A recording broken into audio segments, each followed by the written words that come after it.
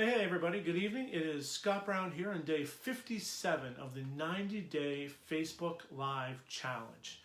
In day 57, decided tonight I wanted to talk a little bit about names because day 57 corresponds to my brother-in-law's favorite number, his jersey number, number 57, and a great story that I've thought about for years that kind of plagues him and his wife, or him and his sister, my wife, that would be weird, him and his sister, who's my wife, Kelly, is that so many people can't pronounce their last name.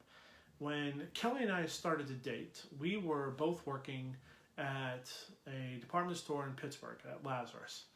And our boss, the store manager, could not pronounce her name. Her last name is a little bit of a tongue twister. Not really a tongue twister, but there's some extra letters in there that you're not sure which ones are silent and which ones to pronounce. And it's S-C-H-R-O-E-C-K. And she used to get Schroek from him. She got Schrock. When it says Shrek. And the first time that I heard Kyle tell it to somebody, who's her brother, he said Shrek, like the movie. And it was kind of emphatic. It was like, come on, just get it right. And he's right, because it's a tough name to say sometimes, but it's their name. And your name is your name. So it can get frustrating sometimes when you have a name that people can't pronounce, or a name that is easy to pronounce, people still mispronounce. Because your name is your identity. Nothing talks to who you are more closely than your name. That's why when you go to a Starbucks or to a restaurant and they ask for a name, and they butcher it, the first thing that you do is sigh, like, oh, really? Brown, how hard's brown? Or if you are like Kelly, you would just say Kelly, because you don't want to give anybody your last name, because that's a tough one to be able to say for people who know you, let alone people who don't know you. Whenever you're meeting somebody, pay attention to what they say their name is, because they're going to probably tell you what they want to be called. If their name is George, but they go by their middle name of Brian, call them Brian. Don't insist on calling them George.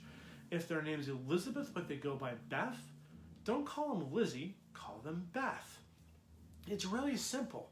And over the years, I have seen this very, very simple conversational blunder happen time and time again as new employees come into an organization and their boss forgets their name or just butchers it unmercifully. And it's hard to be able to win somebody over as a first impression if you can't even remember their name, if you can't get their name right. And it becomes even more difficult if over the course of years or months you still butcher a name and you repeatedly get it wrong.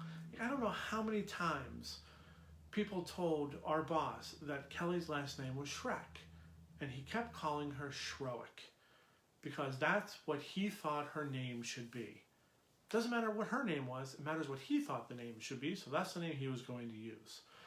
And I've seen it happen all over the place.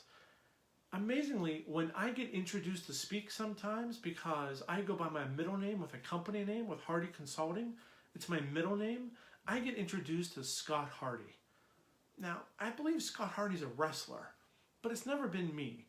The only times I've ever been called Scott Hardy in my life before I started a company were, one, when I was in trouble and my mother called me Scott Hardy, and two, there was a dude down the street who always called me Skahati when we were little kids.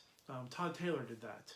And they were the only people that ever called me Scott Hardy or some version thereof. That was the only time that ever really happened.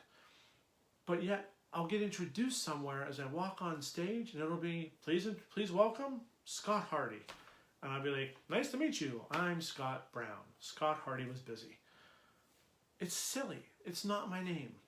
And it happens to us all the time. It happens to us at Starbucks. It happens to us sometimes at the drive-thru. Wherever we are, we get our names butchered, and it never feels good.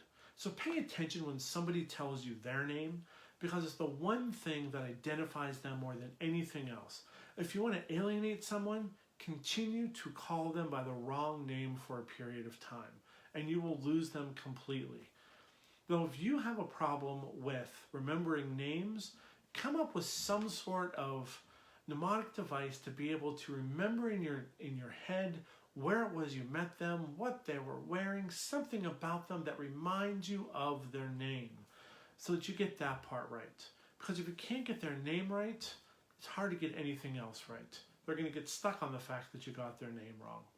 So names are important. Remember them. Use them. And make sure people use yours. Until tomorrow, everyone, have a good night. See ya.